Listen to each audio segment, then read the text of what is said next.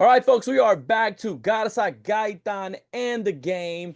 It is your podcast where we go play by play, but all things happening in politics throughout the week. And this week, we have a very interesting episode. We're going to be talking about the protests slash riots in Los Angeles. They started about a week ago, around June 6th, what seemed to be peaceful protests turned into people destroying property, burning cars, rioting the streets. There have been some videos of looting.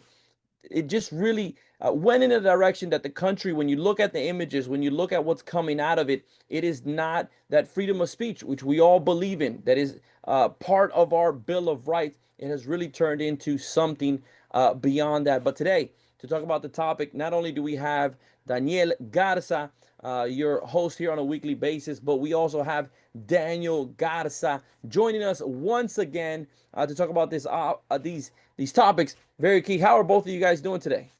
Good, good, excited. Gonna be a good episode. Good. All right. Happy to hear it. Happy to hear it. All right, look, let's really just kick it off on what I think is a multi-layered topic. There are so many aspects of this that we're going to discuss today. One of the layers, and I'll break down the layers for our audience. One, this started with people in LA protesting because of what they view are practices from ICE that they disagree with. So they took to the streets, they organized. If I'm not mistaken, it was about 200 people who started. It started somewhat small to say on scale. These have been seen somewhat across the country, but they really became front and center in LA. Because after these people kind of organized, you started seeing multiple images coming out of people. One, I think what really sparked it is obstructing ICE agents. They went to these federal buildings trying to stop the work of ICE agents, if I'm not mistaken, of officers who had detained people. They tried to stop ICE from getting into their own building, and if I'm not mistaken, also at one point stopping ICE agents from leaving the building. This became somewhat of a clash. The police got involved, sort of reinforcements to these ICE agents, and the reaction of several individuals began to escalate. Again, destruction of property, destruction of cars. We've seen a lot of the images of these cars being burned. Another layer of this discussion is the fact that many people have been using the Mexican flag.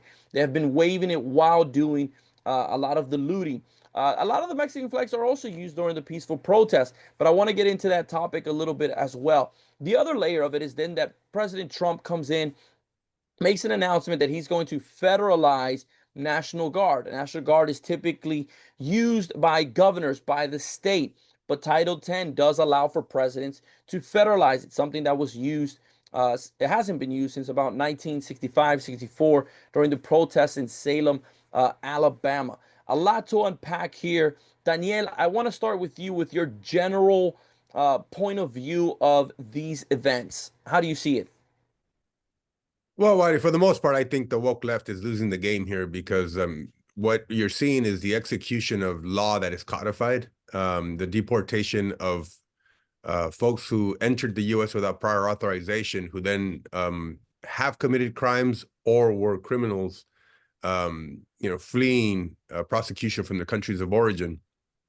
And they've been identified by ICE and now are being targeted for deportation. On two counts here, the reason why the woke left is losing the game is because nobody's going to defend the criminal element of the immigrant community who victimize immigrants themselves.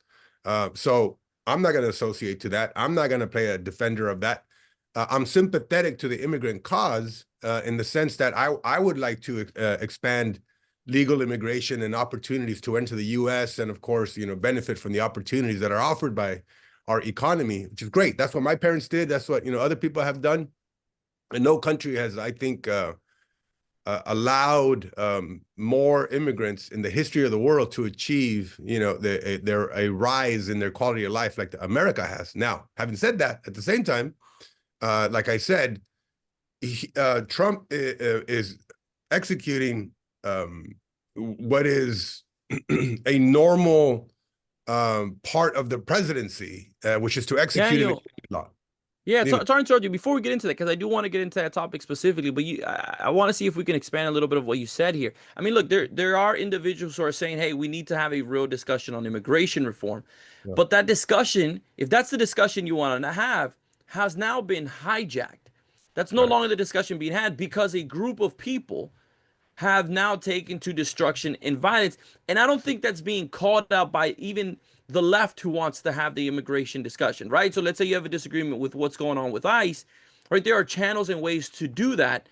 But how come the left, who wants to have a conversation on immigration, is not calling out those individuals who are burning cars, who have hijacked the conversation? Why aren't they the ones stepping up the way the senator from Pennsylvania did, Fetterman, and calling out what they have seen as wrong?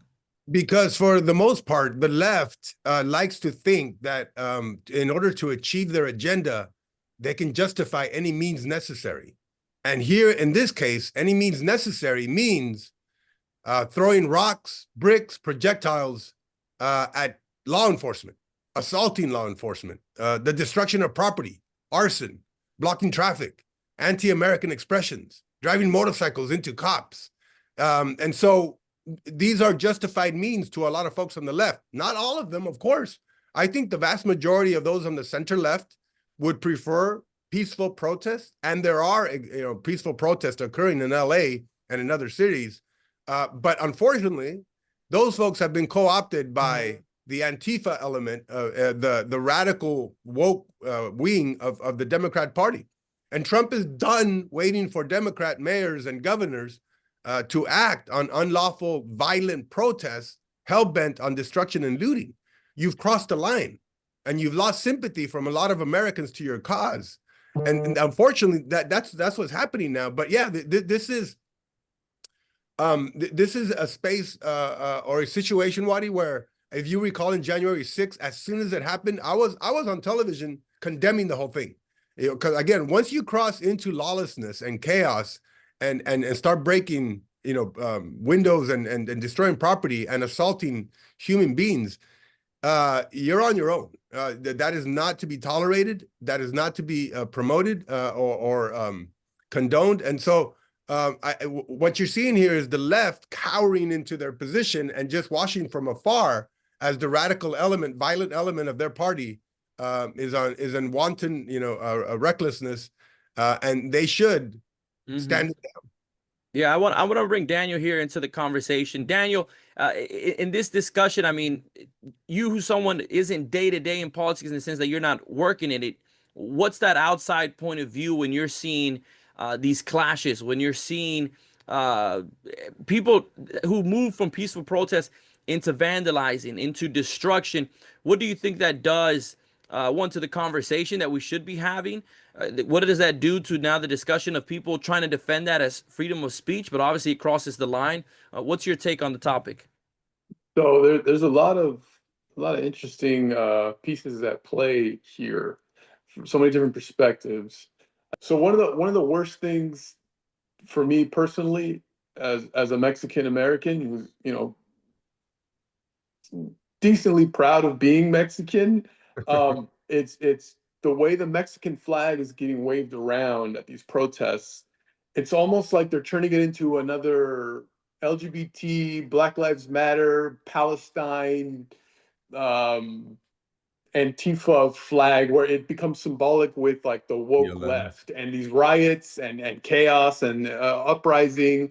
And what was always a symbol of pride for the people of Mexico is now becoming a political statement for the left. And it's like now you're going to see these Mexican flags in bios on Twitter, and it's going to be like a kind of cringy Palestine, Ukraine symbolic resistance, whatever, when for the most part, Hispanics, as the largest minority in America, were always like the quiet elephant in the room in regards to race and minority relations and voting blocks. They were work hard, mind your own business, love your family, go to church. That's what, Hispanics had always kind of modeled themselves to be, despite the fact that they're by a large margin the largest minority in America, right?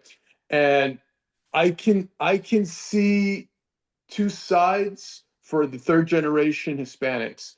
It's either they go to college and become these, weird liberals who try to impose Latinx and this weird loyalty to Mexico, even though a lot of them have never even been to Mexico, and it doesn't feel authentic. It's like almost like they're doing it in spite, just because they're like naturally like molded to hate America for some reason once you go to college as a minority.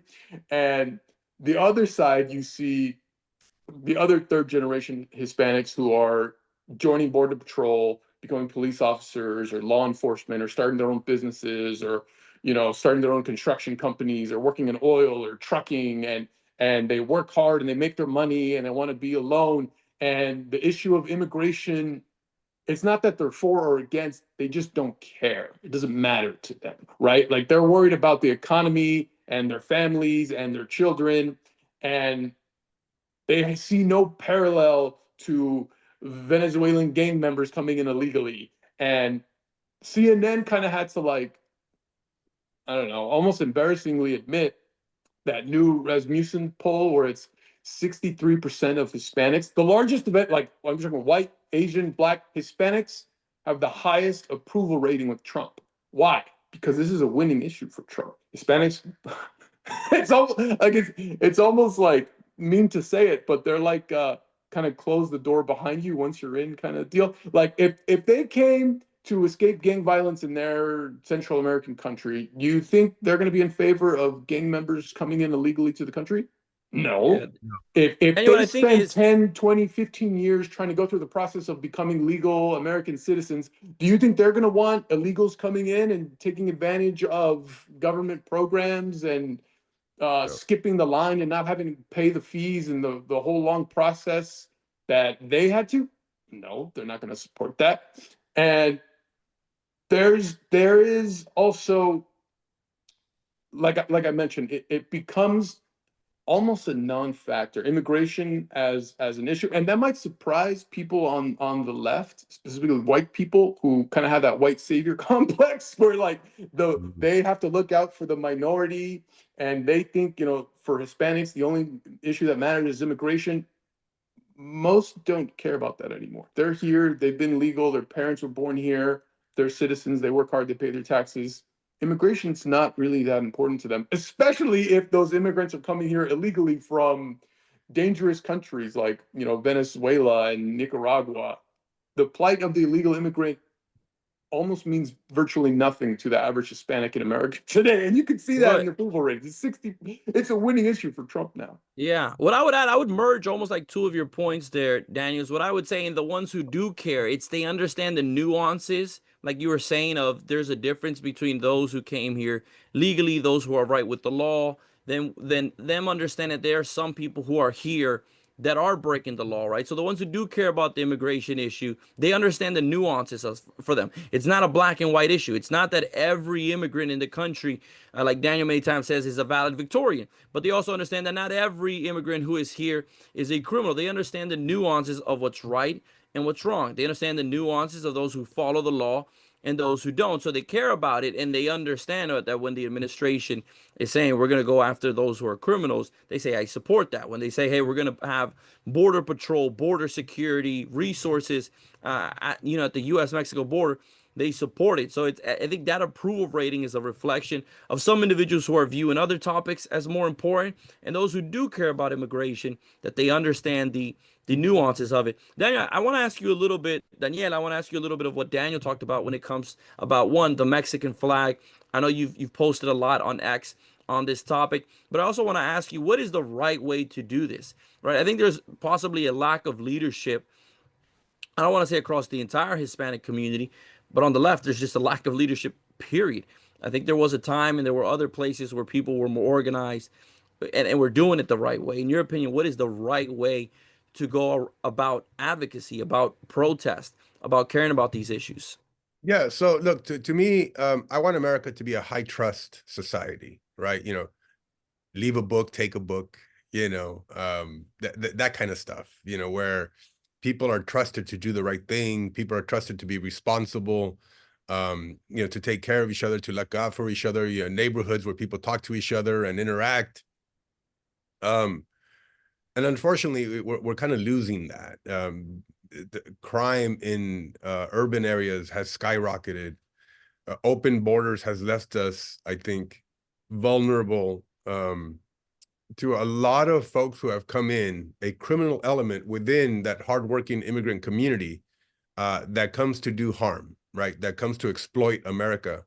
And I think we're losing that kind of society where we kind of trust each other as neighbors. And the ones who are most victimized by this, Wadi, are actually immigrant communities by criminal immigrants, right? Who exploit them from the very start. You know, as they're coming into the border, the cartels intercept them and, of course, charge exorbitant rates. And then they are indentured servants, you know, to the cartels. And then it continues in you know, with their children growing up, you know, with you know, a lot of negative influences, criminal influences. And so to answer your question, I only preface it because, you know, I think we should be advocating on how we model a society, on the right policies, on, you know, what it's going to take to absorb immigrants who want to come to America to make us stronger, to improve their quality of life, but to also have a vetting process that is going to guarantee that, right? You know, that we have the right immigrants coming in who want to do well, you know, and who want to strengthen America. That's who we want. We want to keep out folks that are going to exploit America, who are going to harm, rape, kill, murder, you know, commit arson, vandalism. So when I see the beautiful Mexican flag used by agitators, these chaos-inducing anarchists, they are usurping, I think, the efforts of peaceful protesters, and maybe even undocumented folks themselves who are out there wanting to change because they want to embrace America. They want to be a part of America. They want to strengthen America, and they want to improve their lives. Of course, you know, who doesn't want to do that, and who doesn't want to see them come into America and succeed, right, and build their families and their communities, a high trust society, right? But you're not showing that, you know, when you're driving your motorcycle into law enforcement, you know, when you're throwing Molotov cocktails, when you're burning police cars and you're throwing bricks, literally throwing rocks into the windows of you know, border agents as they're driving by. These anti-American expressions turn Americans off, you know, to what would be, you know, these otherwise peaceful protesters. And so when you don't call that out as a party, hello, Democrats, you know, or activists even, you know, who want to make a change for the immigrants. Because at the end of the day, Wadi, this is about helping the immigrants gain legalización. But you're being non-productive by either remaining silent or you know, helping these jackasses, you know, who are committing violence and the threats to life. So I think Mexicans in Mexico are aghast at what they're looking at when they see their flag above the riots and the chaos and the lawlessness and the damage to property and you know, the threats to life, you know, that their flag would be misrepresented that way. You know, I've seen it on X. You know, they can't believe what is happening. That doesn't represent us. That doesn't represent our country. You know, we're not for, you know, undermining the rule of law. And so when you see this kind of, you know, wanton violence, you know, and this destruction that is happening in the streets of LA under the Mexican flag, it's kind of sad, you know. It's and again, it doesn't help your cause, because at the end of the day, not even the celebrities are out there. You know, where's Hollywood? Where's the sports figure that, you know, that came out for BLM? You know, where's all this support? Even they know this is wrong. This shouldn't be happening, but they remain silent. They don't call it out. They just remain silent, and I think that's they see it as a massive loser to all this. And I hope that, you know, the Mexican flag doesn't go the way of BLM and everything else, you know, Antifa, you know, that Daniel's talking about. Well, I'm proud of that flag. I'm proud to be of Mexican heritage. You know, the last thing I want to see is to see the Mexican flag misrepresented this way. It's awful. speaking of BLM though, it's interesting. There's some parallels, sure, but for the most part, BLM was like a perfect storm of all the right things that just happened at the right time, right? Where it was like the blow off top on woke left, right? Yeah. They cashed in all their chips there. They had all the support. Major companies All in. were were donating, celebrities were all in. People were, locked up in their homes in COVID for a long time, and they had some extra little COVID cash. They got to get out there and fly and protest, and there was like free reign basically to do whatever you wanted. And you saw white people and Asians and Hispanics and blacks and everybody, left and the right, everybody was kind of all united in this.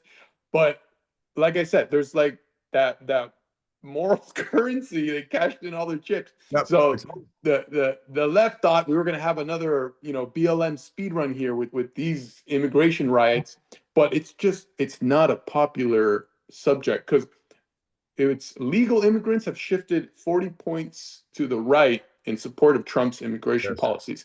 And why? It's a lot even more simple than what people are trying to logic get away with. It's if you are a recently legal immigrant and you have this backbreaking low wage job that you're hustling for and working as hard as you can day and night, and there's going to be these illegal immigrants that come in and undercut your wages and work for pennies on the dollar, and they're a little more willing to, if you already came in illegally, you're already okay with breaking the law, right? That's on a base level. Predisposed. Yep. You're predisposed to being a little more risk on, right? Especially because you have nothing to lose. You came with nothing, you have nothing to lose.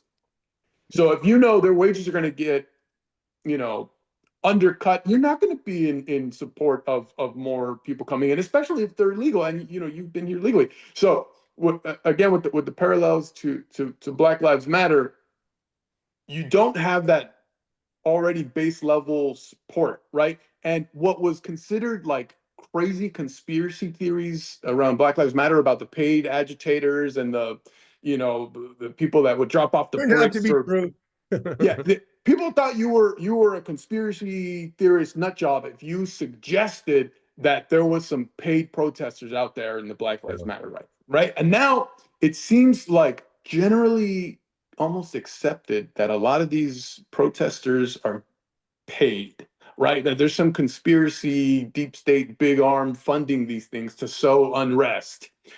And it sounded like even AOC was kind of on board with a lot of it being inorganic, right? Yeah, that's right. But the weird thing is, there is one I noticed, like big benefactor supporting a lot of this is that Walmart lady, right? Isn't she donating like millions of dollars to support this? And it was more blatant this time where you saw the big pallets of bricks in the middle of the road and people handing out like gas masks and stuff to the like. Okay, this is like almost like a corporation with how efficient this went from zero to like Yeah. burning cars. Like it's weird. It doesn't Well, feel organic the same way that Black Lives Matter did. It's not, and I think the worst part about it, to Daniel's point here, in the end, well, let me say entre parentheses here that Wadi, you remember Dylan Mulvaney was featured on a Bud Light can, and you remember when Target, had LGBTQ clothing for babies and for kids. That was like a turning point for America. If this is where we're headed, if this is the end game where we're going to feature transgenders and promote LGBTQ agenda to little kids, I'm done. I'm out, right? And the whole thing turned, and it's been downhill for these intersectional groups ever since. This could be a turning point, unfortunately, for immigrants and the sympathy that Americans have for immigrants. Why do I say that? Because the actions of radical protesters, I think, are staining the legitimate protests of others. Why burn American flags? Why loot? Why assault cops? What is the end game? What does this point to? Anarchy and open borders? Who the hell wants that? Nobody seeks that, right? And so these absolute psychos who have taken over really a legitimate protest are hurting, the cause of immigrants, and because they're against America. They're against a civil society. And I think once you go violent, your voice is worthy of disregard. That's it. You're done. Unfortunately, because I think of these non-productive actions by agitators and these anti-American expressions, I think like DACA recipients, refugees, asylees, and potential visa supplicants are going to lose support, unfortunately. And forget about achieving consensus for the 15 million who are here or so. And that, I think that's really how bad this whole thing is going. Yeah. Daniel and Daniel, I want to ask both of you. Here's where I think some of the discussion becomes difficult for some people. I think if someone is being fair, our point of the conversation carries weight because these protests went completely in the wrong direction. I Yes. think people have to recognize that. I think someone who maybe was in the peaceful protest, and if they were here, what they would ask is, yes, they would say yes. They're for criminals being deported. They're for those who have come inside who are stealing, raping, part of gangs. Let's get them out. I think someone in the peaceful protest would say they would point probably to the Wall Street Journal article where it talks about that the administration has struggled to surpass previous administrations. The Biden All administration right. specifically is the number that's being brought up a lot in deportation numbers. And there's a lot of reasons to that. One, the ICE force that was built through the last 4 years or not built through the last 4 years is the current one. It's not like they've been able to hire, in the thousands of new ICE agents. People need to be hired. People need to be interviewed. People need to be trained. So they haven't been able to meet the same demand. Also, let's be honest, criminals are not the ones filling out their tax ID and submitting paperwork and filling out their taxes during tax season. It's a lot harder to find someone who's a criminal. By nature, those individuals are in the hiding. So, Wall Street Journal and I think the people protesting have pointed that part of the strategy brought forth by Stephen Miller has been just to target the general population, target people who are working, people who are in construction sites, people who are at Home Depot. If you're targeting one person who is actually on a target list, but they're in a neighborhood where there are other people who you believe are undocumented, pick those folks up. So I think what is the message, or what's the analysis to the fact that it does seem like the administration, for very valid reasons, is struggling to meet that high demand number, and I think they're trying to meet that number very rapidly, right? In 120 days into their administration, they want to beat the numbers of previous administrations. What's your analysis to that perspective? What's interesting is these protesters failed to read the room on how much the Overton window has shifted in terms of the amount of slack you get for violent protests. And now what could have been, the sympathetic cause has become a totally unsympathetic collateral damage causing effect on, like the innocent, hardworking illegal who just wants to support their family. Sorry, you guys messed up. You got violent. You started waving the Mexican flag.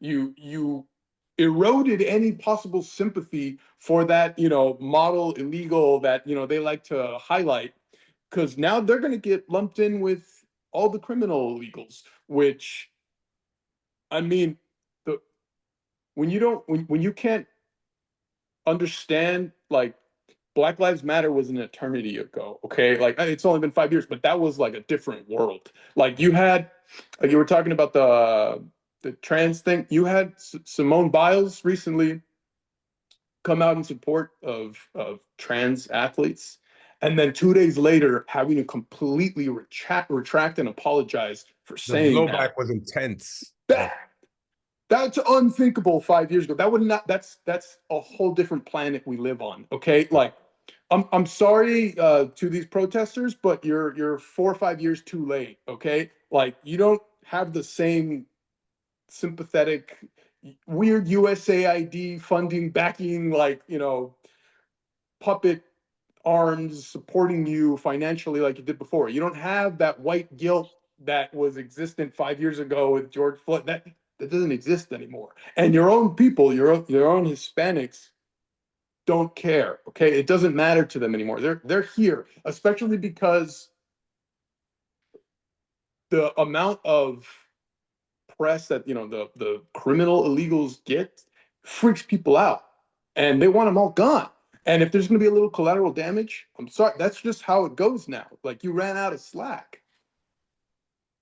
Yeah. Basically, if I were to put that in a nutshell, I think the group that should be the angriest at the protest, at the riots, would almost be the ones who started the peaceful aspect of it. Yeah, They're saying, hey, we it want to totally bring this backfired. conversation. You 100%. completely ruined it. You completely undermined it. You made it extremely counterproductive, where now it's almost like toxic to bring up the topic. So and There's that's the no group that I think sympathy. has been somewhat silent in all of this. Yeah, and that's part of the frustration that one feels, Wadi, with Democrats, because for so long they kept saying no. I mean, they were going to give you citizenship for 2 million dreamers had you just said yes to the wall. But no, you said no to the wall, and nobody got citizenship. And now we're in a situation where dreamers now are very vulnerable, to not moving forward, not getting progress at all. And that was the one group that everybody felt sympathy for. And I've been reading X, and I'm reading all these comments about that's it, I'm done. Not even the dreamers, it's like, wow, the Democrats now are blaming the riots on Trump, even like blind to what is happening here. That people actually voted for deportations. Sorry to tell you, irrespective of how you feel about the issue, that was the sentiment of the majority of Americans. Yeah, it's a And, winning issue. and to this point, Wadi, to the point you were making about the deportations and not able to meet, the numbers, uh, Trump's deportation numbers are no higher than his predecessors. In fact, they're beneath, but he's been very targeted and going after the criminal element. At some point, you're going to have to turn to businesses, and I think that's where the real resistance is going to come, and it's going to get ugly. And so I think we're at that point. I think they're at the point where they we are. may be at that point, but again, this is the frustration because of what Biden's reckless management of the border that allowed 10 million, folks to come in without prior authorization, this cash and release, and parole them into the country. This is the backlash. And the backlash is going to be sent by the undocumented folks that have been here for decades now, for maybe 10, 15, 20 years. They are now the ones who are placed in a vulnerable position because exactly what Biden did. This is Americans, in the absence of sound policy, people are going to look for the alternative. It says, what Biden did, we need to get rid of these people. Well, but that means you also have to get rid of the other undocumented folks that are hardworking. Then so be it. Is the sort of collateral damage. That's the collateral damage that Daniel was talking about. I hate that that's the case, but that's where we're at. And so I think the Democrats, I think, have this the elected leadership in the Democrat Party are going so far as to defend the criminal element that are being deported. Who's for that? Who is for defending that we don't deport anybody? And apparently that's what they're for. Absolute open borders, absolutely no consequence to anybody who comes into America without prior authorization. I don't know who's for a society like that, where improper vetting leaves us vulnerable to security issues. That's real. And that's a real concern for Latinos. And that's why I think you have this massive support for Trump. So I think the Democrats have been calling this wrong all the way. And now, like I said, in the absence of sound policy, they're going to look for the alternative. And the alternative is what Stephen Miller has to offer, unfortunately. Yeah. Well, I think, what's interesting is we could also be seeing the tail end effects of that NGO, USAID propped up artificial support for issues that were probably 80-20 the entire time, trans sports or illegal criminals getting transgender surgeries in jail. Because you always wondered who supports these fringe, crazy ideas. I don't know anyone. And in your entire circle, did you know anybody that was actually The genuinely woke left supportive in charge of, of government money. men playing women's sports or illegal criminals staying in the United States? And I think the Democrats, because of this massive funding they got from the NGOs and USAID and all the blob of weird spending that was underground and now getting kind of rooted out and exposed by Elon and all these guys at Doge. The Democrats had this false sense of confidence in that these are 50-50 issues. We got to support these issues. And now they're seeing, like, with the illegal immigration, that was not organic at all the entire time.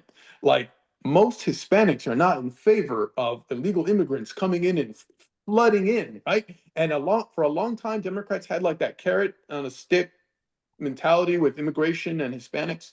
We're like, we'll give it to you guys. Just keep voting for us. Just keep voting. It's the Never Republicans. did. They're Never they're the did. ones. It's their fault. Just keep supporting us. Keep voting for us, and eventually you're gonna get it. It's gonna be right there. And eventually, the carrot fell off the stick, Those days are and it's gone. like the ultimate backfire, where it's like, okay, now the immigrants here legally, they have children who are growing up in America, fully Americanized American citizens, right? And okay, we're here. Why do we have to keep the door open for lower and lower quality, basically criminal elements here with what's getting in here like recklessly, right? And the Democrats are like, wait, I thought they wanted more illegals here because that's their future voter base, right? And I think what's interesting, like I said, how Hispanics kind of go two ways. It's either they go like woke left college Latinx, or they go, law enforcement, business owners, hard workers, family, church people. And who have the kids in those two groups? It's not the college liberal, Latinx. They're not having children. It's the people more conservative, right leaning, go to church. They're having the children, and their children are growing up, and they're going to be voters, and they're going to have more kids. And I it's like an all-time backfire for the left to support these fringe causes that they thought had this artificial support forever until Elon comes in with Doge and wipes out all that funding and propping up those totally inorganic freak show causes. And I am going to enjoy the lasting effects over the next couple of years. It's going to be fun to see it play out.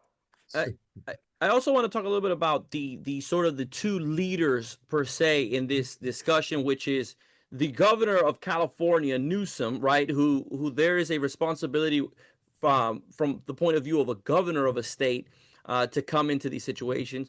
President Trump, we've seen the story develop to where President Trump has called for, again, the federalization of the National Guard. Governor Newsom has said that that's not necessary, that they're rejecting that, they're taking them to court in San Francisco is going to be discussed. I'm almost curious if this would have never gotten to this point if it would have been in another state. If this started in Texas, I think Governor Abbott would have acted way more rapidly. It would have probably not escalated to this point. Same thing in Florida. If these protests would have been in Florida, in Georgia, I think the leadership at the state level also dictates how far these things can go. In this debate now going back and forth, many people predict that Newsom will potentially be a candidate for president.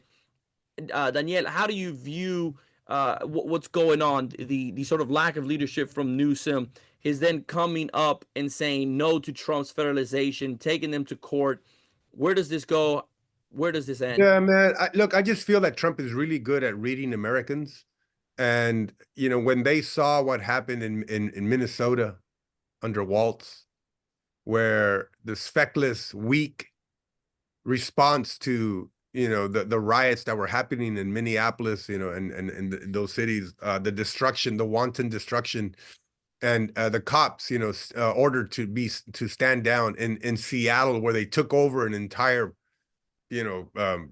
neighborhood, even this Shad or Shaz or whatever the heck it was. Chaz, yeah. Yeah, where and law enforcement was just looking at him, it's like not doing anything about this lawlessness, right? This appropriation of public property, where you see protesters, that line across freeways or streets, and motorists, who on their way to work are being detained, or frozen like a parking lot, because of these agitators, who want to impose their will, want to impose an agenda on hardworking Americans, who you lost, you didn't win, you don't get the prizes, and these brats, who want to this is an affront to the rule of law. This is an affront, to hardworking Americans, these kind of activities. And then for the media to report an entirely opposite narrative about it, with governors who are, weak and feckless, and mayors. I think Trump just said, forget it. I'm acting, I'm going to take action now, and Americans are actually supportive of it, because they're just sick and tired of people just Look, government is supposed to, provide security, to make sure that one person doesn't harm another. When you stop doing that, what's your point as a governor, as a government? Why do you exist? Who the hell wants you around if you're not gonna, what's happening in Mexico with the cartels? If you're not keeping us safe from the cartel, what do you exist for? For corruption? For just to line your own pockets and keep, titles and positions? And I think that's the frustration that Donald Trump is picking up. So look, I would admonish the media here. They should cover heated events as they unfold, the good and the bad, regardless of what side, that anybody sympathizes with. And they should speak to the frustration that protesters are feeling, of course, but you should also reveal the destruction, the potentially lethal actions that are being perpetrated by these people. And it seems like they hide it, like they're running this sort of covert narrative to deny what is evident for all to see, on social media. These guys that go in there with their cameras, these lone wolves, God bless them. It really is a disservice to the American people and lack of respect to the viewing audience, by these folks that are telling you these are mostly, peaceful protests. They're not. They're violent, and they're anti-American in their expressions too. And so, keep playing this game, and you're going to lose all the trust and credibility, whatever shred of it that you have. Well, the interesting thing about Gavin Newsom is because, I mean, he wants to be president bad, probably more than anyone's ever wanted to be president. But it's fun seeing him have to squirm and defend these issues that I don't think he sincerely believes in, because he's like caught in a rock and a hard place. Yeah. Where does he really believe the stuff he's saying with illegal immigrants? I don't think he does, but he doesn't really have a choice. He has to defend it, especially as the governor of California, right? Because you've seen him on his podcast come out softly on the really unpopular stuff, like the transports. He said, okay, I don't actually think that's right. And then what happened? It was like a hailstorm of like hate that came out against him. It was like a soft issue, right? So even like the softballs he tries to like separate from, he's gonna get major blowback, worse than any other governor possible, because it's California, right? So seeing him have to defend these issues which he knows are unpopular in a nationwide, polling, but because he's the governor of California, he has to kind of toe that line. Is it gonna bite him? I don't know, because I hope so. he's like Work. an as a pure politician, the way he can frame and talk and maneuver, he's one of the best in the country. He's so smooth, right? But some of these issues are going to be almost impossible to defend in a couple years when he's on the debate stage versus whether it's JD Vance or AOC or whoever, right? Like it's going to come back to bite him.